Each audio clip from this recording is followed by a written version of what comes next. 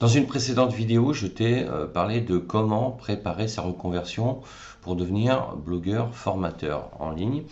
Aujourd'hui, je vais te parler de stratégie. Alors, la démarche est légèrement différente.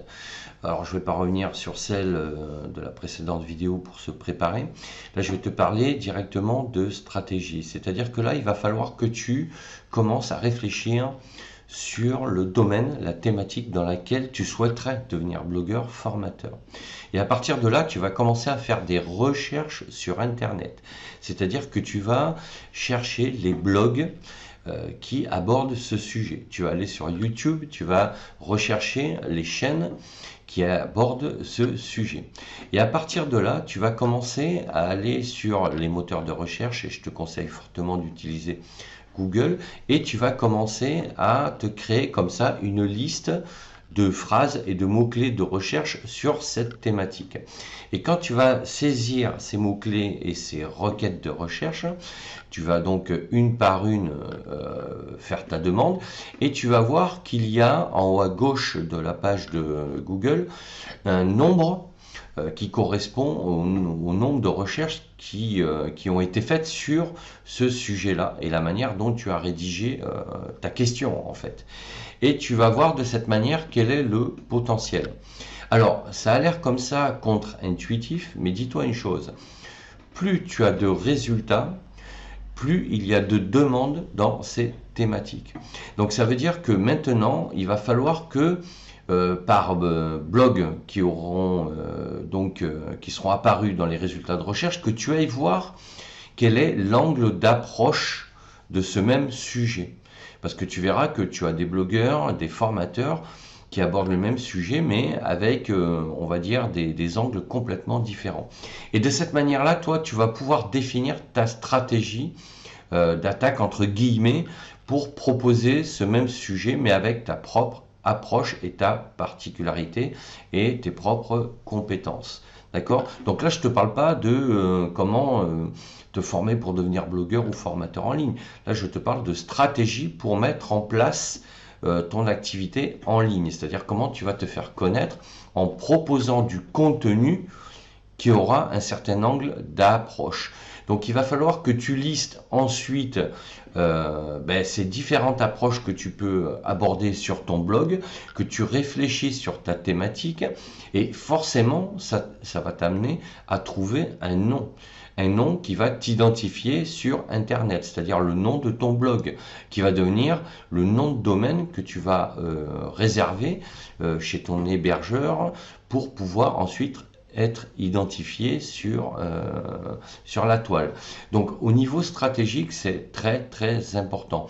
Et tu vas voir comme ça qu'en étudiant la concurrence entre guillemets, puisque ce qu'il faut savoir, c'est que sur Internet, si tu crées une activité dans un domaine qui existe déjà par ailleurs, la concurrence est largement relative.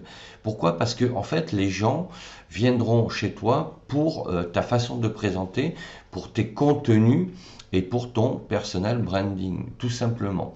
Alors, ça ne veut pas dire que les visiteurs et peut-être même tes futurs étudiants, si tu proposes des formations par la suite, n'iront pas chez plusieurs blogueurs formateurs, mais tu auras quand même, toi, la possibilité de trouver ton audience et d'avoir ta propre activité avec des gens qui te suivront parce que c'est ta personnalité, c'est la façon dont tu présentes les choses et dont tu abordes le sujet que tu proposes. Donc voilà ce que je voulais te dire. Au niveau stratégique, il faut que tu commences à réfléchir sur ta thématique, que tu ailles voir ce qu'il en est sur la toile, que tu l'analyses avec des outils Internet qui sont gratuits, qui te permettront de voir quel est le niveau de fréquentation et de nombre de visiteurs par blog, pour toi te donner une idée du potentiel économique que pourrait avoir ton activité, parce que il faut que ce potentiel-là soit quand même viable à terme. Donc voilà ce que je te propose moi de faire, c'est de prendre une feuille, de lister plusieurs choix d'angles d'approche sur ta thématique en fonction de tes compétences bien évidemment, mais pour ça je te renvoie à la précédente vidéo sur comment devenir blogueur formateur.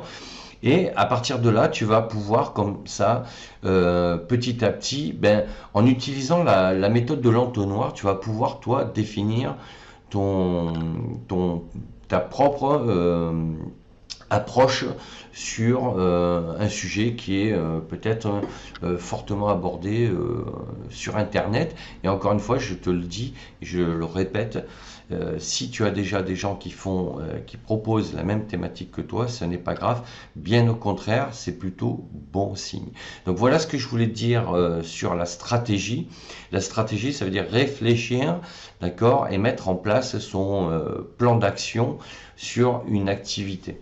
Et après, à partir de là, voilà, si tu veux les infos sur comment devenir formateur, blogueur, tu vas sur les autres vidéos et je t'explique tout ça.